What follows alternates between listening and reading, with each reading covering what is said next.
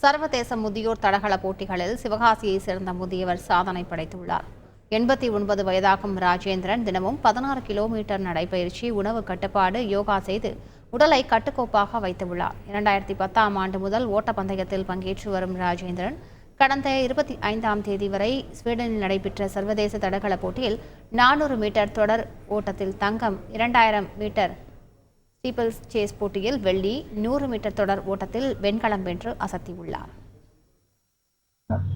எது கஷ்டமோ அதைத்தான் செய்யணும். 5 முறை தண்ணிக்குள்ளே குதிக்கணும். அதே மாதிரி 3 இடத்துல விடுறது 15 முறை சாதாரண கட்டையில் தாவணும். தம்பி வந்தேன், என்னை விட முன்னால் ஓடி ஒரு இந்தியாக்காரர் தான். அவர் ஃபஸ்ட்டு வந்துட்டார். முடிச்சுட்டேன். சுற்றி முடிச்சு முதல் நாள் இந்தியாவுக்காக வெள்ளி வாங்கி நான் தான். 85+ல் இப்போ 89 வயசு ஆகுது. இதில் நான் ஓடி இவ்வளோ சாதனை இந்த பேக் பெயினோடு முடிக்க முடிஞ்சதுன்னா இளைஞர்கள் இதை விட 100 பக்கம் சாதிக்க முடியும்.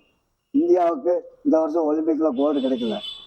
சாதனையாக சாதிச்சா ஒலிம்பிக்கில் கோல்டாக அள்ளி இந்தியாவை உலகத்திலே தலை சிறந்த நாடாக ஆக்க முடியும். செய்திகளை உடனுக்குடன் தெரிந்து கொள்ள உடனே சப்ஸ்கிரைப் பண்ணுங்க.